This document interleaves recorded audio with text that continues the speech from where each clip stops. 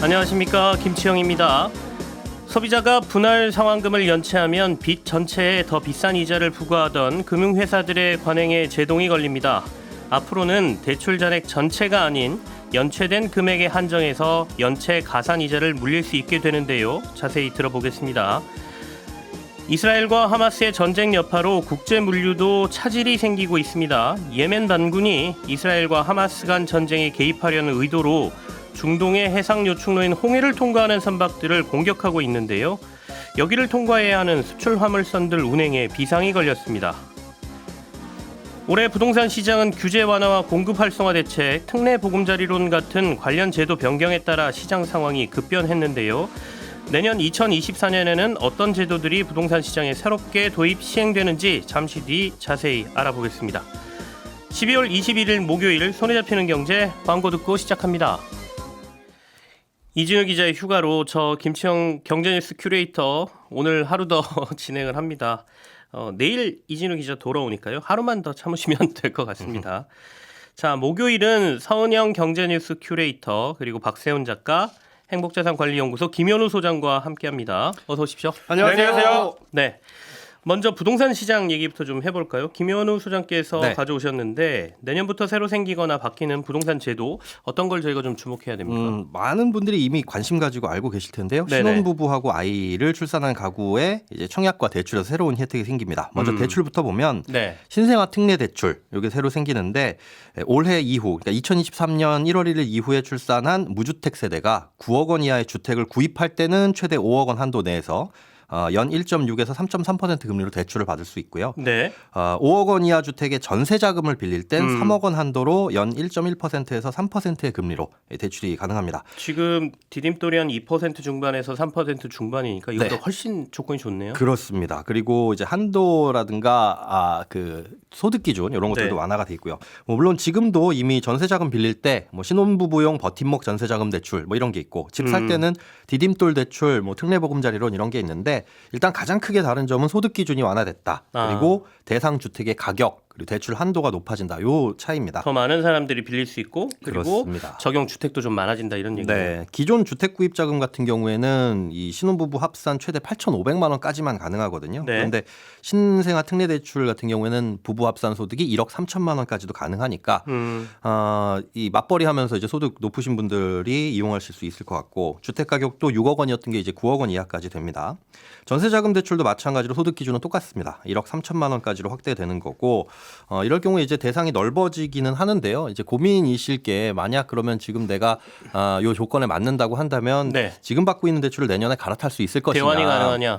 그 부분이 아직 구체적으로 나오지는 않았는데 기존에 이제 주택도시기금이나 아니면 주택금융공사의 정책대출 상품을 보면 대환은 사실 어렵거든요. 그 상품의 금리가 낮아졌을 때 갈아타는 건 가능한데 내가 일반 은행에서 받은 대출을 이걸로 대환할 수 있나요? 라고 물어봤을 때는 그거는 안 됩니다. 그러니까 처음에 집을 살 때나 아니면 전세계약을 맺을 때만 이 대출을 받을 수가 있어가지고 그 틀을 그대로 유지하고 가져가게 된다면은 내년부터 새롭게 대출을 받으시는 분들만 이용할 수 있을 것 같아서 혹시나 이제 대출을 지금 받고 내년에 갈아탈까 하시는 분들이라면 조금 더 기다려 보셨다가 내년에 이 결정을 하시는 게 좋을 것 같습니다. 참 이게 신생아 특례 대출의 기준이 지금 얘기되는 게 2023년 1월을 기준으로 아이를 낳으신 분과 이제 그 전에 낳으신 분들을 이제 구별하는 거라 이게 대환이 되느냐 안 되느냐에 관심이 많으실 텐데 아마도 안 될 가능성이 높다라는 말씀이세요. 아직 세부적인 내용이 확정이 다 안 된 거죠? 네, 그렇습니다.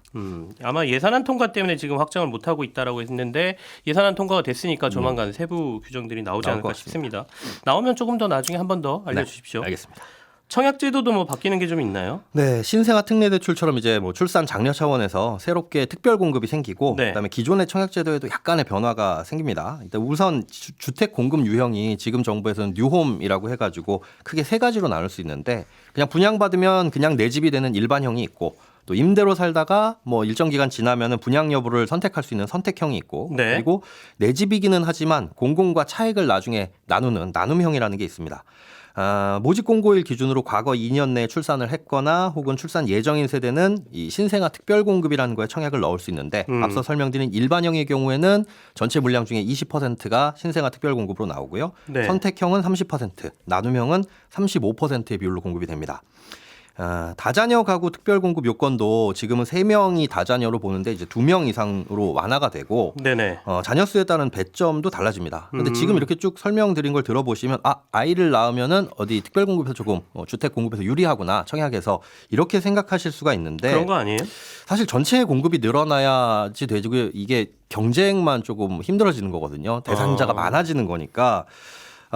그리고 이제 특별 공급의 요건을 동시에 충족하는 경우에는 이게 골치 아픈 수싸움이 벌어질 수가 있습니다. 그러니까 예를 들어서 2자녀이면서 신혼부부인 경우에는 네. 신혼부부 특별 공급과 다자녀 특별 공급 그리고 만약에 집을 소유한 적이 없었다면 생애 최초 특별 공급 이 3가지가 모두 해당이 되거든요. 충분히 가능하죠. 저희가 쌍둥이 나오면 바로 2자녀지 않습니까? 그렇죠. 네. 그리고 뭐 신혼부부의 기간이 뭐 2년, 3년이 아니라 7년까지 이렇게 봐주고 있으니까 그 기간 내에 자녀 둘만 낳고 있었다라고 한다면은 그 신혼부부 특별공급 대상도 되고 다자녀도 되는 거잖아요.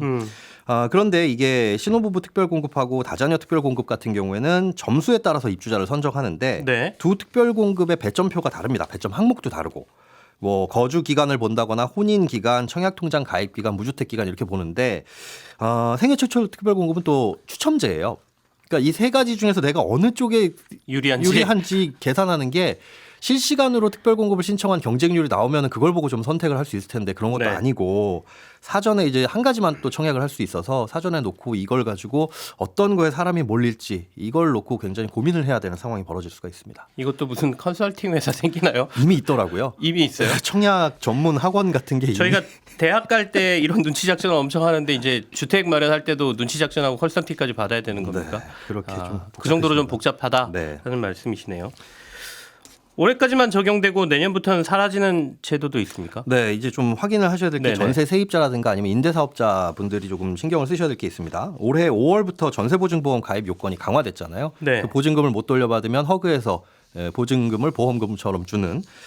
근데 이게 빌라나 연립주택처럼 시세를 알기 어려운 경우에는 보증금이 공시가의 140% 이하일 경우에만 가입이 가능하고 네. 집값 대비 전세가가 90% 이내라는 조건도 같이 붙습니다. 결국 이제 계산해 보면 보증금은 공시가의 126% 이하여야 보증보험이 가입이 가능해요. 그럼 기존 전세가가 비쌌을 때 가입했다가 살고 있는 분들 전세 계약 연장되면서 살고 있는 분들은 어떡하냐? 한시적으로 올해까지는 가입을 연장하도록 해줬습니다. 그러니까 지금까지는 가입이 가능한데 내년 1월부터는 재가입이 불가능해요. 그럼 이분들이 만약에 전세보증보험을 가입하려면은 전세보증금을 낮춰야 된다는 거죠. 안 그러면 네. 이제 보증보험 가입할 수 없는 거고 이렇게 강화된 요건은 임대사업자들은 지금 의무로 가입을 해야 되잖아요. 집주인들이. 네. 그게 7월부터 적용이 됩니다. 그러면 지금 만약에 이 전세가가 공시가격의 126%를 넘어섰다라고 한다면 이걸 가입하기 위해서는 보증금을 억지로 낮춰야 되는 야. 거죠. 그럼 기존 세입자한테 차액을 돌려주거나 새로운 세입자 구할 때는 그 부분에 여유 자금이 있어야 되는데 7월까지는 여기에 해당되시는 분들은 미리 여유 자금을 확보할 필요가 있습니다. 전세 사고가 좀 많이 나다 보니까 허그의 건전성 문제 때문에 이제 기준을 좀 더 깐깐하게 하는 건데 그렇죠. 자칫 잘못하면 이 부분에 대한 자금 수요라든지 이런 거 준비 못하시면 어려움이 겪을 수 있다 이런 맞습니다. 말씀이시네요. 알겠습니다. 자, 박 작가께서 가져오신 소식 좀 보죠. 예. 이스라엘이랑 하마스가 지금 전쟁을 하고 있는 건 다들 알고 있는데 네. 이게 국제 물류하고도 연관이 생겨버렸습니다. 홍해 쪽 문제예요. 그죠? 그렇습니다. 말씀하신 것처럼 이스라엘하고 하마스하고 몇 달째 전쟁 중이잖아요. 네. 그런데 하마스 편인 예멘의 후티라는 무장 조직이 있습니다. 이 조직이 홍해를 지나가는 배들한테 지금 미사일을 쏘거나 드론으로 공격을 했고 앞으로도 하겠다고 경고를 한 상황입니다. 지금까지 최소 10척 이상 이런 공격을 받았거나 공격에 준하는 정도의 위협을 받았는데 다행히 아직까지는 큰 타격을 입은 배는 없습니다. 근데 예멘의 후티가 왜 갑자기 여기에 개입을 하는 거죠? 이게 지도를 펼쳐놓고 설명을 네네. 드리면 이해가 좀 쉬우실 텐데 우리는 라디오라 그게 안 되니까요. 말로만 설명을 좀 드려보면 홍해는 사우디아라비아와 수단 사이에 길쭉하게 자리를 잡은 해협이에요. 네. 홍해의 남쪽에는 예멘이 있습니다. 그리고 홍해 북쪽에는 이스라엘의 항구가 있어요. 남쪽이 홍해의 출입구라 생각하시면 이해가 쉽습니다. 그러니까 후티 조직이 화물선을 공격하겠다라는 건 홍해의 출입구를 막아서 이스라엘로 물자가 못 들어가게 막겠다라는 겁니다. 근데 더 큰 문제는 이 홍해의 북쪽 끝에는 수에즈 운하가 있다는 거예요. 그죠. 네. 근데 수에즈 운하는 아시아에서 유럽으로 가는 가장 빠른 길이라서 해상 물류의 매우 중요한 항로입니다. 근데 지금 홍해 출입구를 막아버리고 있는 거라서 이스라엘로 물자가 못 들어가는 건 물론이고 아시아에서 출발한 화물선이 홍해를 거쳐서 수에즈 운하를 통해 유럽으로 들어가는 중요한 항로가 무용지물이 될 수 있다고 해서 주목을 하고 있는 겁니다. 당연히 이제 화물선들은 대부분 비무장일 테니까 비무장이죠. 공격에 무조건 취약한 상황일 테고요. 그렇습니다. 이렇게 실제로 몇 번의 공격 때문에라도 대부분의 항로를 변경할 수밖에 없는 상황이 좀 벌어질 것 같은데요. 실제로 운항 포기하는 운항사들이 있다면서요? 그렇습니다. 이미 지난주부터 포기한 회사들이 있는데 네. 전 세계적으로 규모가 크다라고 우리가 알고 있는 덴마크의 머스크 여기뿐만 아니라 5대 해운사라 불리는 곳들 중에 4곳이 우리는 이 사태가 해결되기 전까지는 홍해 쪽으로 못 다니겠다라고 했고 우리나라의 HMM도 우리도 못 가겠다 이렇게 선언을 했거든요. 네네. 왜냐하면 지금 단순히 공격을 하겠다라는 경고성 발언만 나온 게 아니라 이게 실제 상황이기 때문에 만에 하나라도 여길 지나다가 공격을 받으면 타격이 굉장히 클 거 아니겠습니까? 그렇기 때문에 아무래도 예전처럼 다니는 게 부담이 클 수밖에 없는 그런 상황이죠. 일단 이렇게 해운사들이 자 우리 그쪽으로 안 가겠어라면 네. 대체 노선이 필요할 텐데 그렇죠. 그러면 스웨즈운하 통과 안 하면 네. 과거에 우리가 대항해 시대 뭐 이렇게 얘기했던 네. 것처럼 아프리카 대륙을 이렇게 돌아서 가는 건가요? 그렇죠. 스웨즈 운하가 생기기 전까지 다니던 항로가 있습니다. 말씀하셨던 희망봉 항로인데 아프리카의 대륙의 최남단 남아프리카 공화국을 거쳐서 U자로 이렇게 돌아가는 길을 가야 됩니다. 그러면 거리가 굉장히 길어져요. 그 얘기는 비용 많이 들고 그 얘기입니다. 시간도 엄청 많이 걸린다 그렇습니다. 이런 얘기잖아요. 예를 들어 뉴욕타임스가 보도한 내용을 보면요. 싱가포르에서 네덜란드 로테르담으로 가는 선박이 홍해 대신에 아프리카 쪽으로 돌아가는 희망봉 항로를 이용하게 되면 기존보다 이동 거리가 약 40% 네. 5,300km 정도 늘어나게 됩니다. 네. 화물선의 배달 거리가 는다는 건 말씀하신 것처럼 배달까지 걸리는 시간도 늘어난다는 거고 보통은 이렇게 돌아가게 되면 일주일 정도 더 걸린다고 보고 있습니다. 그리고 이렇게 되면 물류 차질이 발생하는 건 피할 수가 없는데 홍해를 지나서 수에즈 운하를 통해서 러시아와 유럽을 잇는 항로로 다니는 물동량이요. 컨테이너선 기준으로 전 세계 해운 수송량의 대략 30% 정도 됩니다. 30%나 되는군요. 그 정도나 거기 됩니다. 지나가는 게. 벌크선 같은 경우는 15% 정도 되는데 배들이 이렇게 돌아가게 되면 활동하는 기간이 늘어나다 보니까 네네. 배를 구하는 게 어려워질 수 있습니다. 아. 목적지에 물건을 내려놓고 다시 돌아와서 짐을 실어야 하는데 제때 짐을 못 싣게 되는 거죠. 그러면 아직도 운행하고 있으니까 아직도 운행하고 빨리 있는 짐 겁니다. 실어야 되는데 그렇습니다. 이게 배도 부족해지는군요. 이렇게 그렇습니다. 되니까. 물류의 차질이 생길 수밖에 없죠. 그리고 배 운항 시간이 늘어나면 연료비 올라갑니다. 또 다른 보도를 제가 찾아보니까 아시아랑 유럽을 왕복할 때 희망봉 항로를 이용하면 홍해 항로보다 3분의 1가량 많은 약 100만 달러, 우리 돈으로 한 13억 원 정도의 비용이 더 든다는 보도도 있습니다. 네. 그러면 이래저래 화물선의 운임이 오르게 되는 거죠. 실제로 일부 해운사 같은 경우에는 최근 며칠 사이에 운송료를 20% 인상을 했고요. 이렇게 올라간 운임은 결국은 소비자들한테 판매하는 가격이 전가가 될 겁니다. 그렇겠네요. 그렇습니다. 또 직격탄을 맞게 되는 게 원유 수송 선박들인데 네네. 원유 운송배들이 못 다니게 되니까 원유 가격이 올라가게 됩니다. 요 며칠 최근에 국제유가가 급등한 건 이런 이유도 있는 겁니다. 그리고 아마 기억들 하실 거예요. 2년 전에 수에즈운하에 큰 배가 넘어지는 바람에 다른 배들이 수에즈운하를 통과를 못하고 일주일 정도 수에즈운하가 폐쇄된 적이 있었잖아요.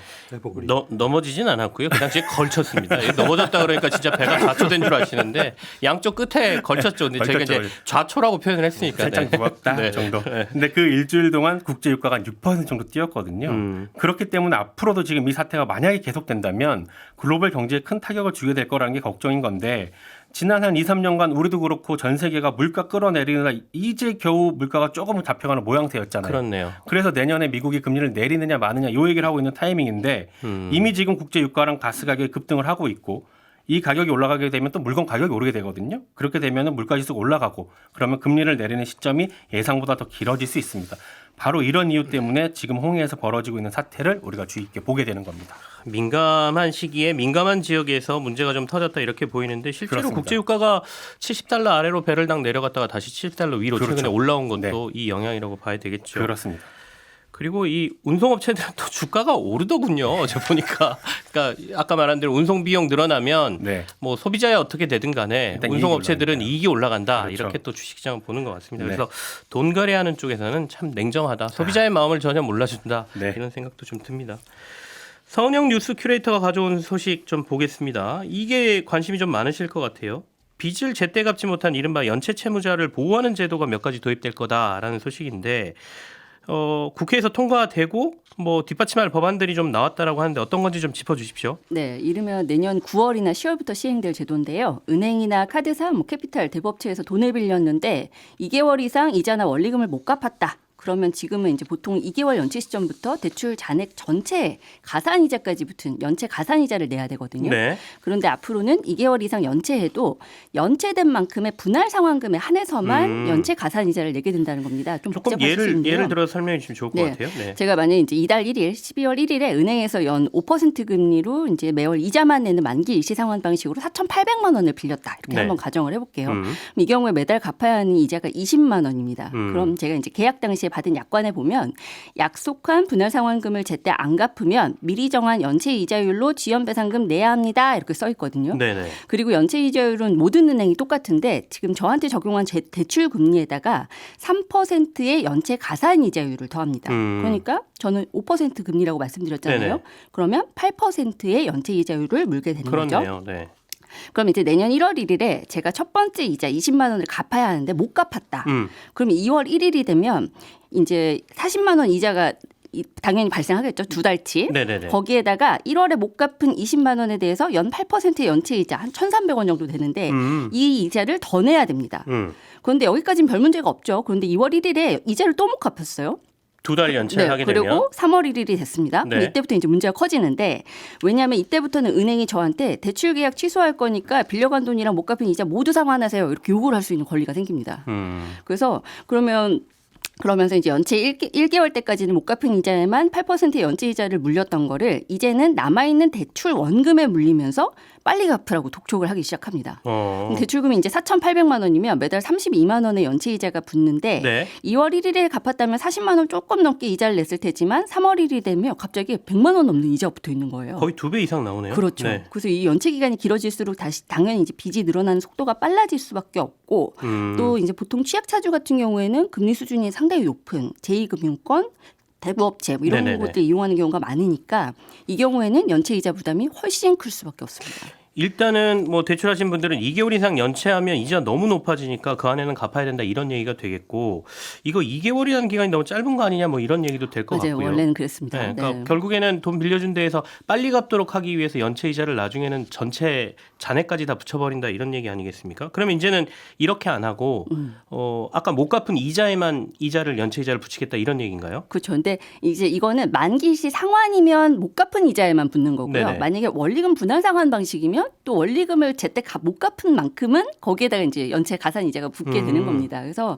제가 예로 들었던 대출 같은 경우는 매달 1,300원의 연체 이자가 추가로 발생하는 정도로만 부담이 이제 줄어든다는 거고요. 네네. 그럼 기존대로면 3월 1일에 105만 원 정도 갚았어야 되는데 제도가 바뀌면 61만 원 좀 안 되게 이렇게 줄어드는 겁니다.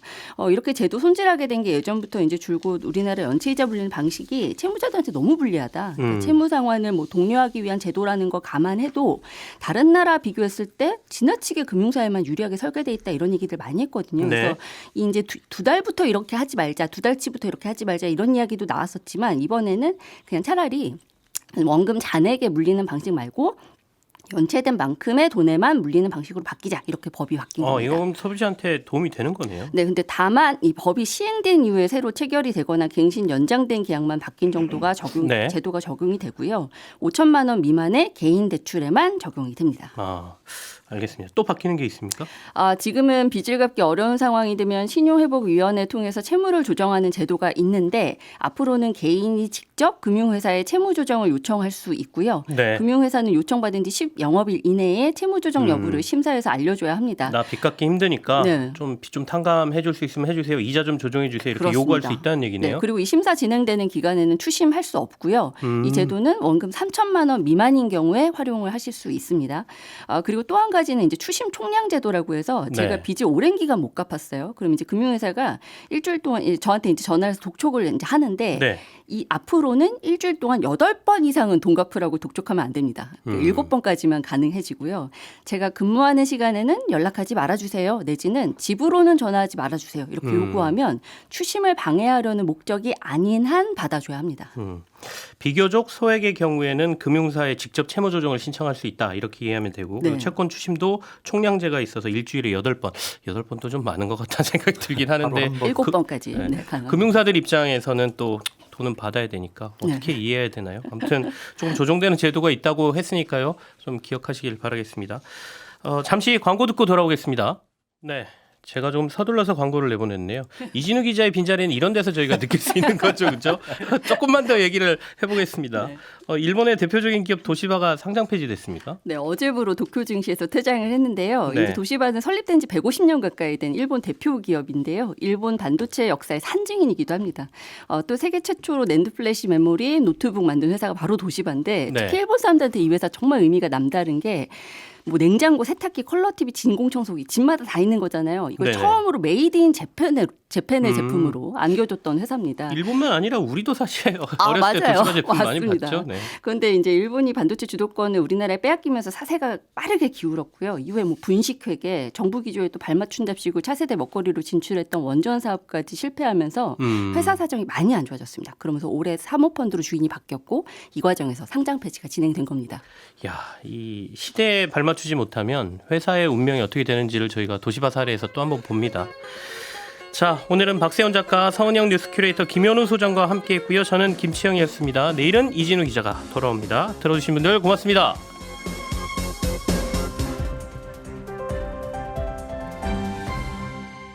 경제를 생각하는 사람들의 즐거운 습관. 이진우의 손에 잡히는 경제.